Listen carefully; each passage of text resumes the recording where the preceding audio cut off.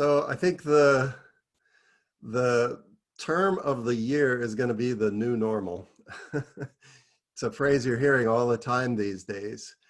And certainly there are a lot of other things going on, but I think we have a new normal in terms of climate. And the thing about that is it's not even a new normal anymore, because what's normal today won't be normal in another decade, and certainly not in 2 decades. So even that phrase is a little bit misleading. So here we are in the 3rd day of spring 2020. That was really quite a winter that we had. I think it snowed 3 times in State College this year, and every one of those times I was in Baltimore visiting my granddaughter, who I'll show you a picture of later. And so I actually hardly experienced snow in State College this winter at all. So it really was kind of the winter that wasn't here in Pennsylvania. So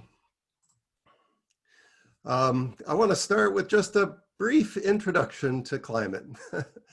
So number 1, it is warming. If you haven't noticed, then you haven't been paying attention.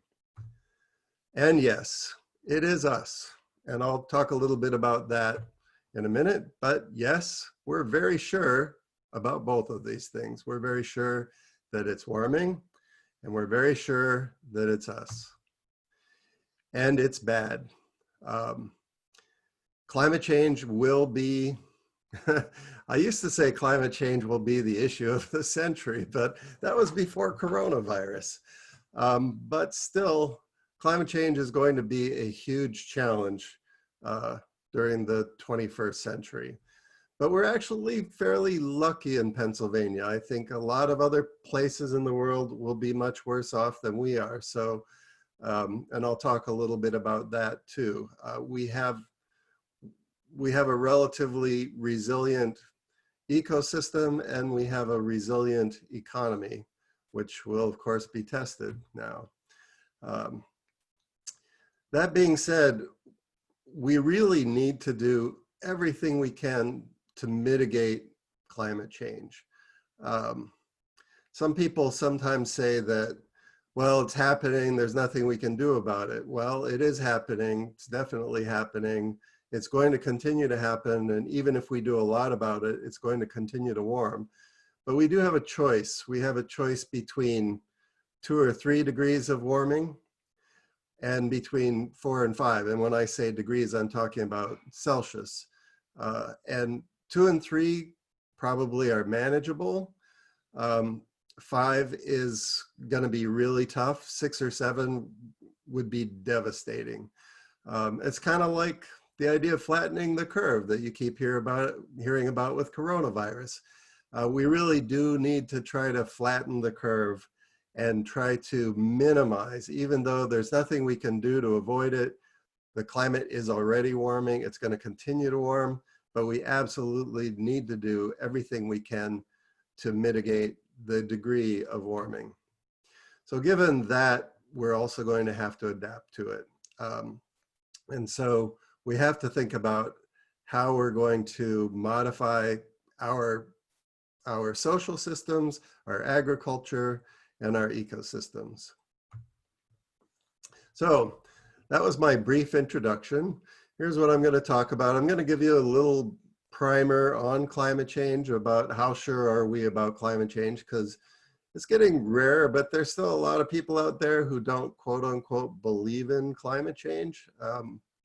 So I just want to give you a little bit of background on that. And then I will get into how Pennsylvania's climate's projected to change, and specifically how that's going to affect Pennsylvanians. And then I want to talk about how that's likely to affect Pennsylvania's forest ecosystems. And then briefly, I want to talk a little bit about how forest ecosystems can be part of the mitigation solution, and what we will need to do to think about to adapt in the future. So first of all, how sure are we? There's really very little uncertainty about the more general things. So temperatures are rising, and they will continue to rise. The amount of moisture in the atmosphere is increasing, and it will continue to increase. With additional heat and moisture in the atmosphere, storms will be more intense. Sea level is rising and will continue to rise. People are being displaced already, and they will continue to be displaced. And ecosystems are and will continue to be disrupted. And you know, one of the things that has really struck me as I've studied climate change and learned more about climate change is just how cool the science is. I mean, if it weren't so scary, the science is really fascinating. And it's amazing to me how well we actually do understand how well the climate system works. But of course, there's a lot we don't know. But our biggest uncertainty is we don't know what people will do. We don't know how quickly humans will adapt their social and economic systems to reduce our emissions and hopefully someday even start getting to the point of negative emissions. And that's really the biggest wild card in the whole thing, the thing that is the hardest to predict. So you've probably seen charts like this before. This shows global average temperatures for the last 140 years. A couple things to note here. I'm a professor, and so I have to make sure people understand the graph that they're looking at. It's pretty obvious the y-axis, the x-axis there is dates. But how do you read these temperatures? So there are lots and lots of charts out there, and oftentimes they aren't really clear about what their baseline is. So the baseline in this chart is mid-20th century average temperatures. So you can see that red line, that 0 that I added there, that line there. That's the 0, and that represents sort of the average in the middle of the 20th century, the average temperature. And so that's sort of what we're comparing against. And so that y-axis says how much has it warmed since the middle part of the 20th century. And one thing should be pretty obvious here. The last 5 years have been the warmest years in our temperature record. And what we see is that global temperatures have warmed by about 1 degree Celsius, even just since the middle part of the 20th century. And 1 degree Celsius is equal to 1.8 degrees Fahrenheit. So an easy thing to do is just sort of double that. It's not quite double, but it's close. So clearly looking at this chart here, it's pretty hard to not see the trend. But some people say, well, wait a minute, let's talk about the medieval warming period. So scientists have worked really hard to try to reconstruct past temperatures. And you can see here, this is looking back over the last 1,000 years or so. And there was actually, during most of the last millennium, a cooling trend. And it was warmer about 1,000 years ago than it was 100 years ago. But it's warmer today by quite a bit than it was 1,000 years ago. And some people then will say, well, gee, you're not looking back far enough. So let's look a little bit further back. This is actually looking back at the last 13,000 years. And you can see it's still basically that same baseline, although sometimes it's hard to know exactly what baseline are they using here. That's still that same baseline. And today, remember, we're about 1 degree above that baseline. So we're warmer than it's been for the last 13,000 years. And of course, before that, we were coming out of the last ice age. So it was definitely colder before that, at least since the last ice age. But again, this sort of extends that cooling trend. What you can see here is that the Earth has actually been cooling since about 6,000 or 7,000 years ago. We've been on this gradual cooling trend. Now, that's not to say for sure that we're necessarily going back into another ice age, but that's actually what a lot of people think, is that we're sort of due to head back into another ice age. So in fact, people say, well, how much of today's warming is really due to human activities? And the answer to that is probably all of it. So let's look a little further back. So this is looking back about 500,000 years.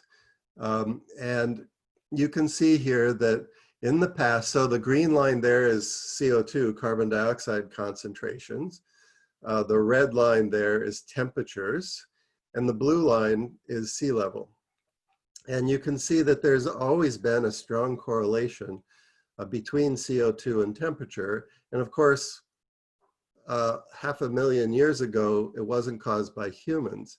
And what these fluctuations are caused by are something called Milankovitch cycles, which is cycles in the shape of the Earth's orbit, and a certain wobble in the tilt where, and just changes in the amount of tilt in our orbit. And there's 3 basic cycles in there. And that's what causes the warming and cooling. The interesting thing about that is that those are very, very subtle changes in the amount of energy coming from the sun. And so what happens is that CO2 acts as an amplifier. So think about a Coke that you might open up. When it's cold, it tends to hold all that carbonation really well. But when it's warm, it tends to go flat really fast. That's because warm water doesn't hold gas as well as cold water. So as the water warms, it releases CO2 into the atmosphere, and then that has the effect of amplifying the warming effect. And so, and that's just one of the feedbacks. The sea ice is also feedback. So as it gets colder, we get more ice. Ice actually reflects a lot of sunlight directly back into space. So, so that's another feedback cycle. So there are these feedback cycles where a relatively small perturbation in the amount of energy coming into the Earth system can cause these rather wild swings in our climate, from an ice age to what we currently are in, which is called an interglacial period. But then let's take a minute. So these past fluctuations in CO2, that's what's going on there, is that CO2 being released from the ocean and then amplifying the warming effect or damping it as it gets cooler. So that's a positive feedback effect. But if we look at that over at the little circle there, and I'll show you the little red circle in the upper right-hand corner, I'll show you graphs of current CO2 concentrations. But we're currently well above 400 parts per million. And so this is completely outside the range of variation that's been normal for the past 500,000 years. And so also in terms of that temperature deviation, we're now again about 1 degree above the baseline there. And it may not be the warmest temperature that we've had in the last 500,000 years, but we're getting there. And then similarly also with sea level. Our sea level rise, currently we're at about 9 inches. I'll show you some data on that in a minute. And so we've seen a tiny bit of sea level rise compared to the amount of variation. But what we're seeing today is not within the range of normal natural variability for the last 500,000 years at least, and really going back about 6 million years, we've been in this same type of cycle. And what we're seeing today is well outside the quote unquote natural range of variation. So one of the things, so we've looked at temperature in terms of evidence of the climate warming, and it's pretty clear that things are getting warmer, but actually most of the heat is going into the ocean. The ocean is like a big flywheel on the economy that can absorb an awful lot of the extra heat that's going into the system. Without that, we already would be cooking. So 90%, more than 90% of the heating that's happened in the Earth's entire climate system has gone into the ocean in the past 50 years. And so in a way, we're lucky that the ocean is taking up so much of that heat. But we can also measure how much heat is going to the ocean. And it's there's really no doubt that the amount of heat in the ocean is increasing.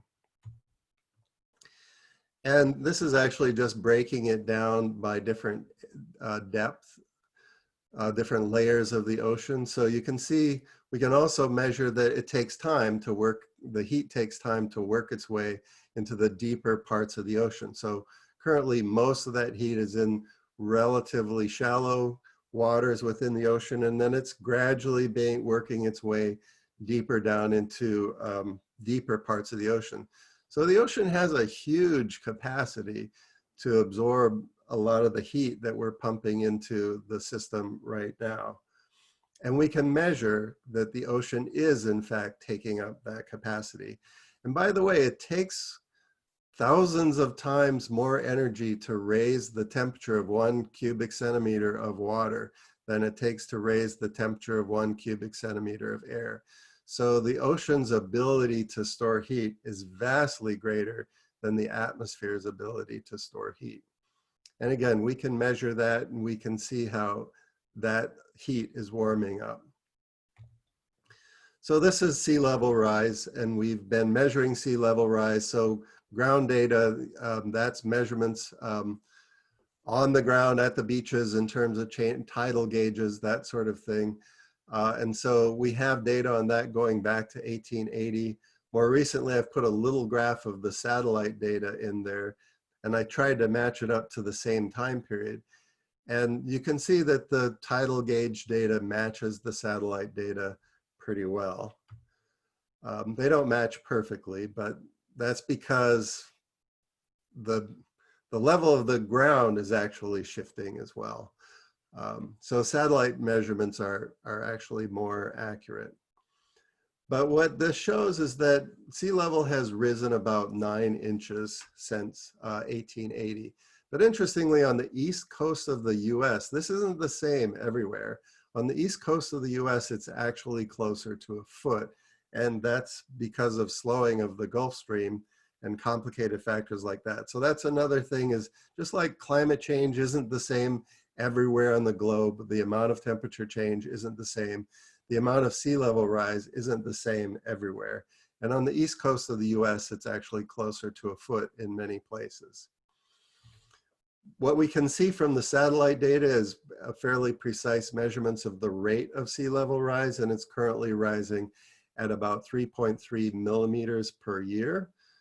So not super fast, but it's still rising. And the thing is, there's a huge amount of ice out there in Greenland and Antarctica, and it's gonna take a long time to melt all of that. But the rate of melting is increasing, but it's a slow process. I don't think it's likely we're gonna see 10 or 12 feet of sea level rise in this century. Current estimates are closer to about 3 feet of sea level rise, which is bad enough. But the thing is, it's unless we bring the temperatures back down somehow, sea level is going to continue to rise for centuries. It's just going to keep going up and up.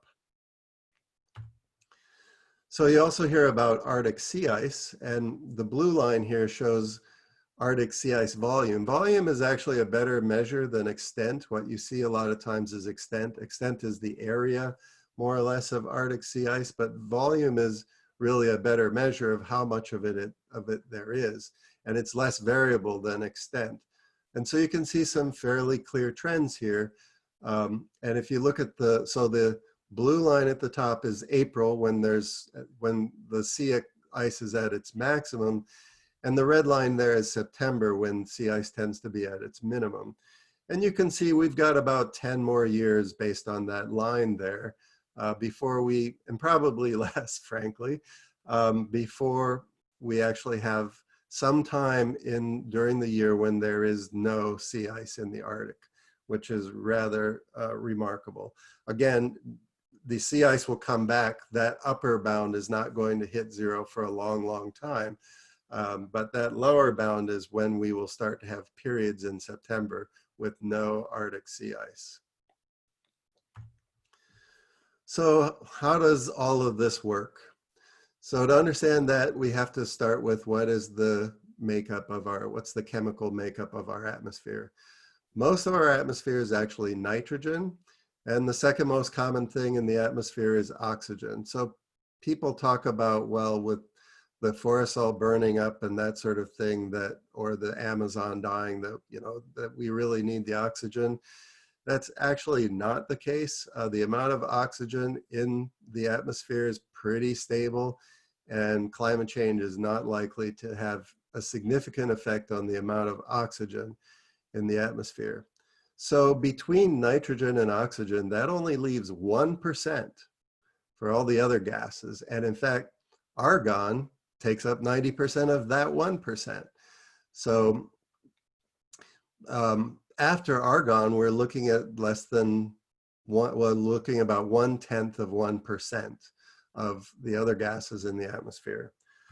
And so these are the other gases that matter in terms of greenhouse effect. So water vapor, carbon dioxide, methane, and nitrous oxide. You hear a lot about carbon dioxide. You hear a little bit about methane. You don't hear too much about nitrous oxide. Carbon dioxide, we're increasing carbon dioxide pretty much with burning fossil fuels.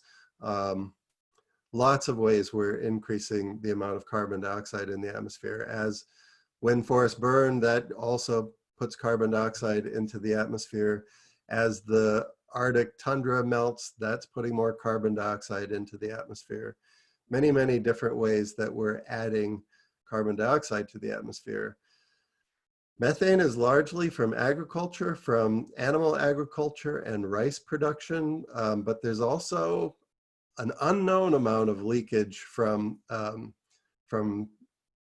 gas drilling. And this is another thing, you know, with fracking and all that. To me, one of the biggest issues there is how much of that is actually leaking. And interestingly, we don't do a very good job of measuring that. Nitrous oxide is mostly from nitrogen fertilizers, and also from burning fossil fuels. And methane is also from burning fossil fuels. So all of those things are being increased as a result of human activities. Water vapor is a little bit different. Water vapor doesn't last. Water vapor is actually the biggest single greenhouse gas in terms of its effect, but it doesn't last very long in the atmosphere. So it's almost more of a feedback effect than a driver. So here's the basic idea of how the greenhouse effect works. When light comes in from the sun, the vast majority of the energy from the sun is in the visible range, and that's why our eyes have evolved to be sensitive to that range. And the Earth's atmosphere is mostly transparent to light in those wavelengths of the visible range. What happens though is the light comes through the atmosphere, it warms the surface of the Earth, and then it gets re-radiated as infrared radiation, which is a different wavelength.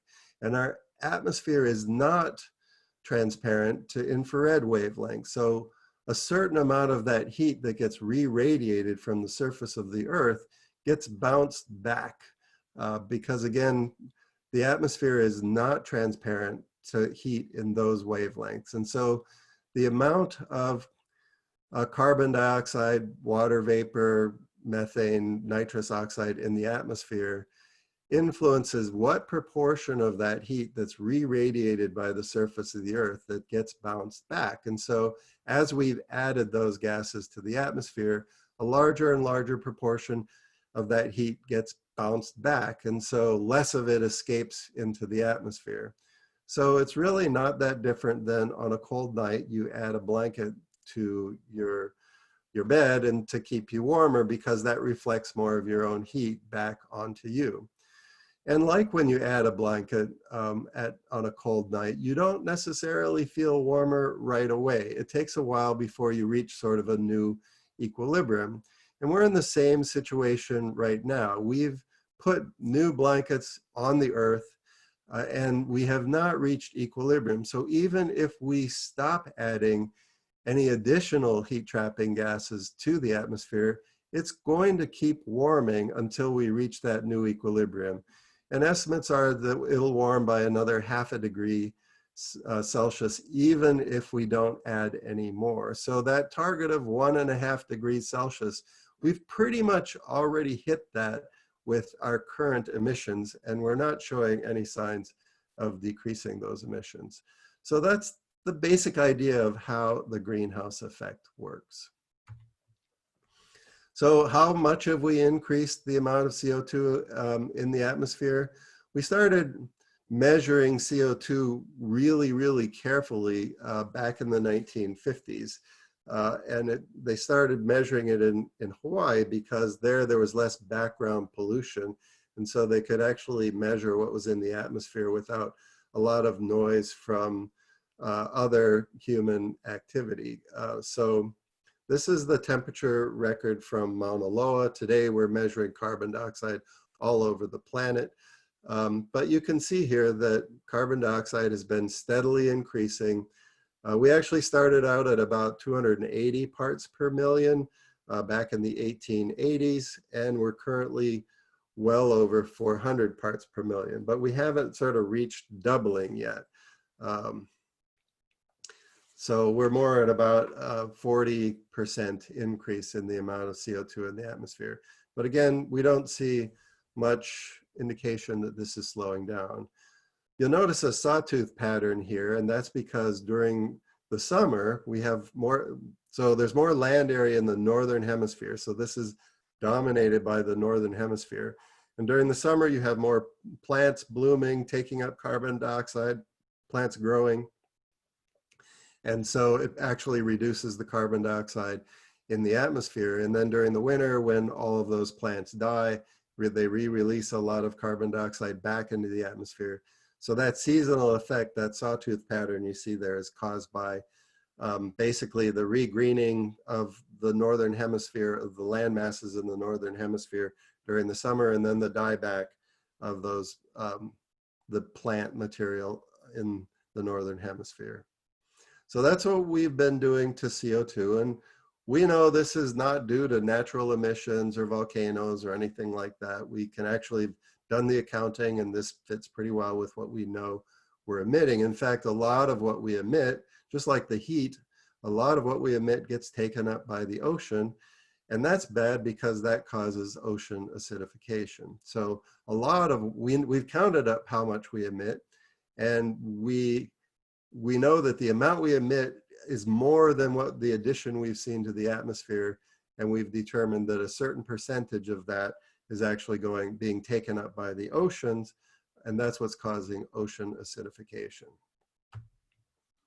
Just looking at methane and nitrous oxide, you can see similar kinds of charts for those other greenhouse gases. So we've been increasing all three greenhouse gases in the planet pretty rapidly. So that's your sort of introduction to climate change. And I took this from Richard Alley, borrowed it off of something he shared online. But I think he'd be happy to see it. So there is a lot of uncertainty. We don't know exactly. I mean, there's a lot we do know, but there's a lot we don't know. And so this is looking at, well, what don't we know? And we have the best estimates of what we think is going to happen, but in fact, the greatest uncertainty is that it might well be worse than what we think is going to happen. There's relatively little probability it's going to be less bad than what we think. All right, so let's talk about Pennsylvania. Pennsylvania, like the rest of the planet, has warmed by about 1 degree centigrade or Celsius over the past 110 years. Again, that's about 1.8, well, that's exactly 1.8 degrees Fahrenheit. And most of this warming is caused by increases in heat trapping gases in the atmosphere. And I made the case earlier that we probably could say all of that warming. And that rate of warming has accelerated in the past 30 years. And Pennsylvania is going to continue to warm.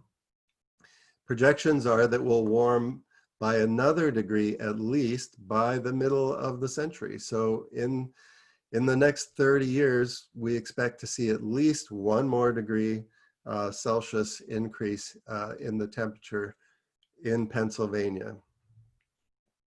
And much more by the end if we don't get a handle on this. So that's about 3.4 to 7.7 degrees Fahrenheit by mid-century. And this would more or less double the change that we've seen in the past century.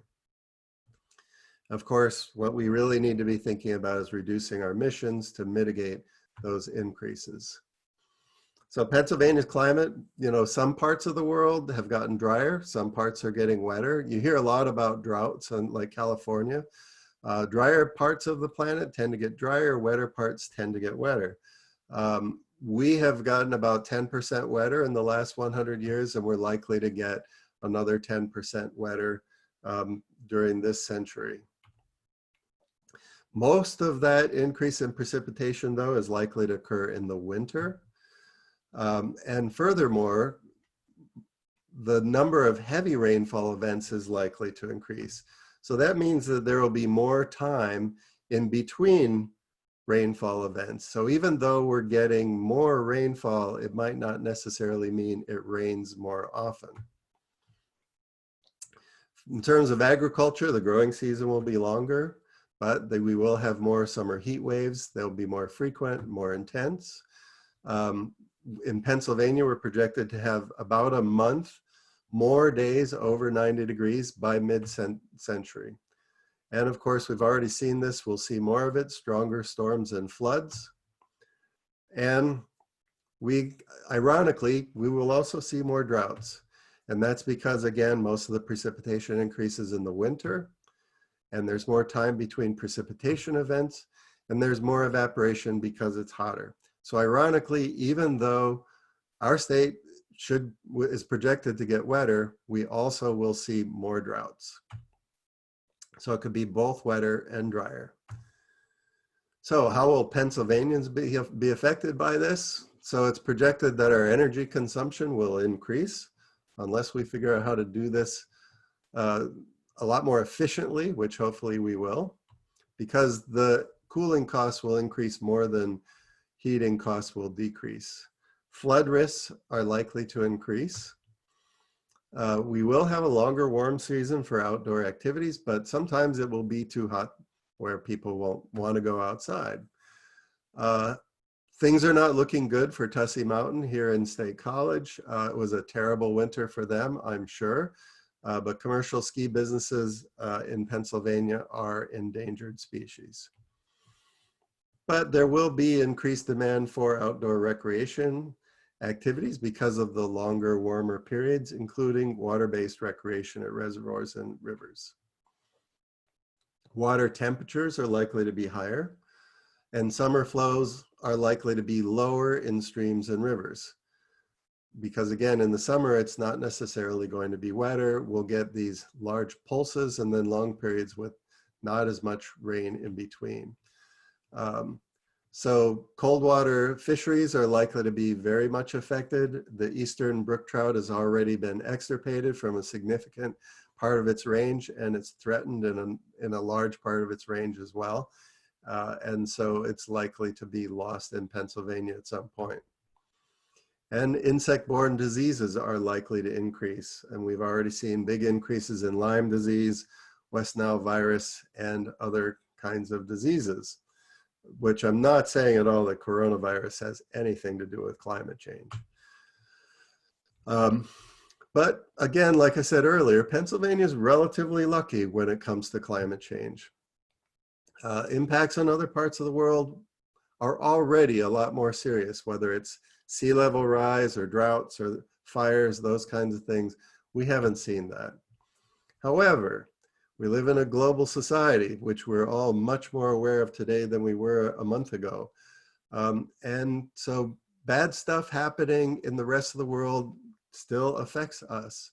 We've already seen a huge increase in the number of refugees. We are going to have to invest a lot of money to pay for infrastructure as we adapt, especially in coastal areas, and just generally increase global instability.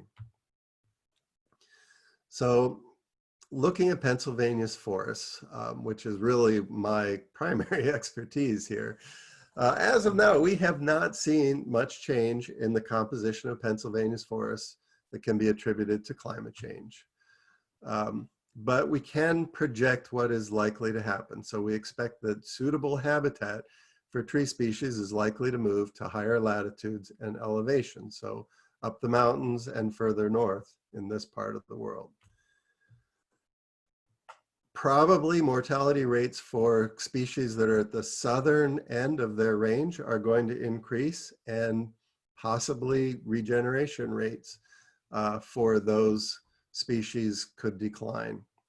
But on the positive side, tree growth rates are likely to increase because of higher atmospheric carbon dioxide and longer growing seasons and increased precipitation. We don't know, at least in the short run, we expect net growth to increase. In the long run, it's possible that mortality could offset those increases in growth rates, but at least in the short run, we will expect Pennsylvania's forest to grow faster. But that's not counting mortality. So this is some graphs that were made by a group from the Forest Service run by Lewis Iverson. And it shows sort of how the forest types are projected to shift. So the top graph there is sort of the current distribution according to the model of oak hickory, and most of Pennsylvania you can see there is represented as maple, beech, birch, what we call northern hardwoods. And so you can see on the left, in the lower part, the lower four graphs on the left are high emission scenarios, and on the right are low emission scenarios. And these are projections for the end of the century. And so you can see under high emission scenario, we basically turn into an oak hickory state. Under the lower emissions scenarios, that area of oak hickory gradually encroaches on the northern hardwoods, but doesn't necessarily take over the whole state. So again, the point here is really just that a lot depends on what humans do. So looking at particular species, we expect by the end of the century, there are certain species, paper birch, quaking aspen, big tooth aspen, and yellow birch that we expect to be extirpated.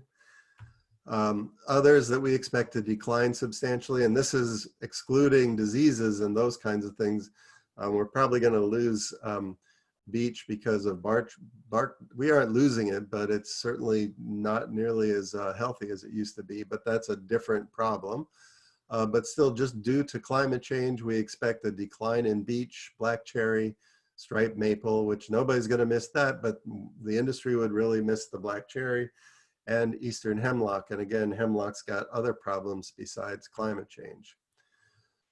Species that are projected to decline moderately are red maple, sugar maple, eastern white pine, black birch, white ash. Again, we're going to lose the ash anyway, probably due to emerald ash borer. And this group includes the two most common species in the state, red maple and black birch. So others which are more neutral, northern red oak, chestnut oak, yellow poplar, and sassafras.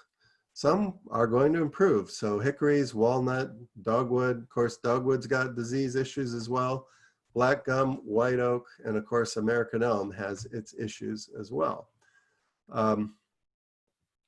On the improved side, substantial improvements for mockernut hickory, black oak, silver maple, and eastern red cedar. And then some things that we don't see a lot of, but could gain substantial habitat or would be candidates for assisted migration are things like loblolly pine, shortleaf pine, persimmon, mulberry, black hickory, blackjack oak, winged elm, and post oak. So this is the kind of information at least foresters, but also landowners and urban foresters can use in terms of thinking about what should we be planting? Because trees that we're planting today are going to hopefully be around for at least 30, 40, 50, if not 100 years. And they are going to have to live in a very different climate than what we have today. All right, so kind of wrapping things up here. It's not a question of either adapting or mitigating. We really have to do both. Climate change is definitely happening and it's going to happen, so we have to adapt. But how much we're going to have to adapt to and how easy that's going to be really depends on what we do to mitigate the rate of change. And there's a huge difference between a 2 degrees Celsius warming and 5 degrees Celsius. 2 degrees we can probably handle. 5 degrees is going to be disastrous. And that's a really, really important message. So in terms of mitigation, that's really a global issue. There are a lot of other things besides forestry involved here, or especially forestry in Pennsylvania, but we can do our part. We should minimize forest loss. We should be thinking about afforestation. More urban trees. I'm on our local tree commission, and I'm always looking for tree planting opportunities and lobbying the Board of Supervisors for more money for tree planting. More urban trees is a really, really good idea. Longer rotations, we can grow our existing forests longer. We can try to improve their stocking. And there's a lot of potential there's a lot of carbon stored in forest soils. And there's a lot of potential to think about how can we get more carbon in forest soils. Same is true in ag. One of the biggest things ag can do to be part of the solution is to think about how can we get more carbon in ag soils instead of practices that actually lose carbon over time. And a little plug in here, woody biomass can reduce emissions if done correctly. And it can also be good for improving forest management, having markets for low quality wood, that sort of thing. A lot of foresters will tell you that would be great. So let's talk briefly about adaptation and then I'll wrap it up. There's two kinds of adaptation. There's wait and see what happens and figure out what to do when we get there, which we've seen a certain amount of that in the past few weeks. Or there's thinking about it ahead of time and planning and thinking about what can we do to reduce potential risks in the future. And you can guess which one I think is better. So proactive adaptation is often more effective and less costly than reactive adaptation. But proactive adaptation is difficult because it requires us to think about what is coming. So what are some of the things we're going to need to think about in forestry? More urban trees, maintain biodiversity. So one of the reasons why our forests are so resilient is because they're relatively diverse. And then we have to ensure healthy regeneration, and that is a big challenge in this state. And I'll put in my plug for deer. Deer are part of the problem in terms of healthy regeneration rates. I'm not against deer, but I think we have overabundant deer. And acidic soils are absolutely part of the problem with regeneration as well. And competing vegetation is a challenge with regeneration. And then of course, we have big problems with invasive species and diseases. So, and connectivity, things are going to need to migrate and we need to think about connectivity of our forest resources. So basically, in other words, climate change just increases the urgency of doing most of the kinds of things that foresters have always done.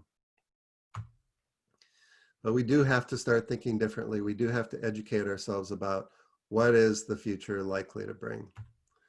So we may have to think about, so in Pennsylvania, we've never done a lot of plantations. We may have to be thinking about planting trees instead of natural regeneration, doing a lot more of that.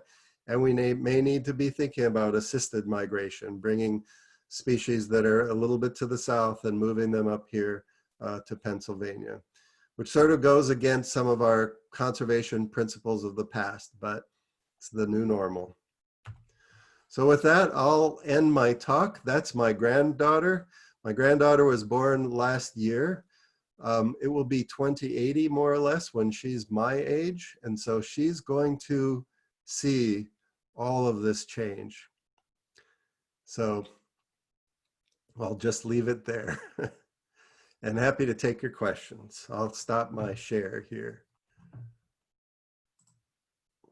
Thanks so much, Mark. So we had a few questions come in. Before I start asking those, I'm going to let folks know again how to ask questions. We've got the webinar chat box that you can use. There's a Q&A format that you can use. You can email Steve Hoy. You can text me. As we perhaps get more questions, let me start with those that have already been submitted. So first, Jean asks, for homeowners managing large trees on small lots, is it okay to cut them down and replace them with smaller trees, or is it important to leave them standing? Well, if you plant a small tree, it's going to be a long time before it's a big tree again. That being said, if your tree is diseased, if it's declining, if it represents a safety issue, then trees are going to have to be removed. But as much as possible, yes, one of the things that I'm really big on is increasing the tree canopy in urban forests. And so I think that every community should be measuring its tree canopy, and we should set specific targets on a community basis, even a neighborhood basis, for how much we want to increase our tree canopies. So keeping the existing trees to the extent possible is absolutely something we should be doing. Great. Let's see, we've got another question.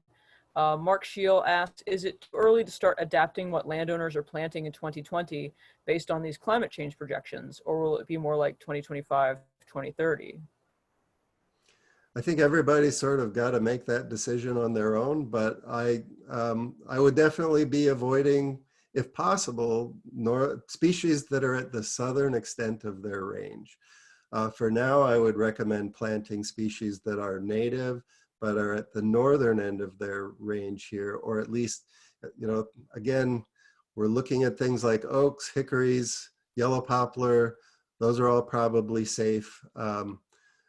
I'm actually thinking about planting a big leaf magnolia, southern magnolia, in my front yard. So there you have it. It's not native here, but these trees that we're planting today, hopefully they'll be here for the next 60 to 80 or even 100 years. And so we do have to start thinking about that. Good. Another question, what is woody biomass energy, from Perry and Gale? So that's, well, many of us already do this, burning wood in fireplace. That's not necessarily the most efficient way to do it. Making pellets is very common, pellet energy. People have pellet stoves these days for homeowners. Penn State is considering building a wood chip fired electric generating facility on the campus. Burning, and we do have like Fuels for Schools program. Natural gas has been so cheap lately that the interest in woody biomass has really dropped off in the past 10 years. But at some point we should be thinking about that. It's complicated, and that's why I said if it's done right, what we don't want to see is wholesale clear cutting of forests in order to make wood chips to send to Europe. But I think having markets for that low quality wood that you can't sell otherwise, especially with areas that have been high graded, that sort of thing, having a market for that kind of wood, I think is really valuable from a forest management point of view. When you cut a tree down and you burn it, you do add to the amount of, you take carbon that's currently sequestered and you add it to the atmosphere. But those forests are also sequestering carbon. So that's part of a natural cycle of carbon, as opposed to taking carbon that's been sequestered in the soil for millions of years and burning that and adding that to the atmosphere. It is a complicated subject, but I think that woody biomass should be part of the solution. Great. We got two more questions. How will this change affect tulip poplar, from Morris? At least it looks, of course, all of this stuff is based on models. There's a lot of uncertainty, but I think at least in Pennsylvania, tulip poplar looks like it's going to do well. If you look, tulip poplar grows all the way down south into Georgia. So I think tulip poplar should be a good species to consider in Pennsylvania for a long time. Okay, let's see, we've got, with respect to tree planting, how does a landowner combat soil acidification? That's from Tea Coffee. That's a tough one. I mean, you can add lime. I would start like with any kind of gardening with the soil test to see if that's really your problem. But there are definitely areas where soil acidification is a big problem, but it's not a problem everywhere, and not all soils are susceptible to this. Some soils are better buffered than others. So I would start with the soil test, but if you have an acidity problem in your local soils, you can add lime. I would add it in a rock form that releases much more gradually than say what you would, the powder that you'd put in your garden. And it looks like we have one final question from Ethan Habriel. In 2012, the Greenland ice melt stopped. This tied into the sun cycle low. I believe this heating is caused by the sun. What are we doing here on Earth to cause the warming of Mars? So I'm not sure that the Greenland ice melt stopped. The reason why the ice is melting in Greenland is because it's warmer than it used to be. That being said, we're still adding snow and ice to Greenland, so it's possible, so as the climate gets wetter, there's more precipitation. And in Greenland, most of that precipitation falls as snow. So the net addition might have actually been greater than the loss from melting. But there's really no question that the trend is that the amount of ice in Greenland is declining. Again, there's so much ice there, it's going to take a long time for all of that ice to melt. But if it does all melt, we're talking, in just Greenland alone, we're talking about, I don't remember the exact numbers, but 20 or 30 feet of sea level rise if all of the ice in Greenland melts. By the way, sea ice, when it melts, does not contribute to sea level rise. It's only land ice, which most of which is in Greenland or Antarctica. But there's really no question. It's really cool, actually, how we measure this with satellites that measure the gravity of the ice. And very careful measurements of the ice volume in Greenland is that it's melting. Last year it was melting particularly rapidly. It does vary from one year to the next, but there's no question it's declining, and that trend is not going to stop unless we were to cool the planet by a degree from where we're at now. And that's not the trajectory that we're on. And I really don't know where you're coming from with that question on Mars, so I'm just gonna leave it there. Thanks, Mark. So the final two questions, these are the last ones I'm going to take just in the interest of time. We're already a couple minutes over, but we have a couple folks from Western PA, Mark and Steve. They both ask about your recommendations for hardwood species. So one is any general recommendations on preferred hardwood species for Mercer, Beaver, Lawrence counties, and are you willing to put together a list of species, or I guess does one exist, for one to plant? Steve is thinking particularly about a Tree Pittsburgh nursery that is working on urban reforestation. So does that exist? Do you have recommendations? How do folks do with that?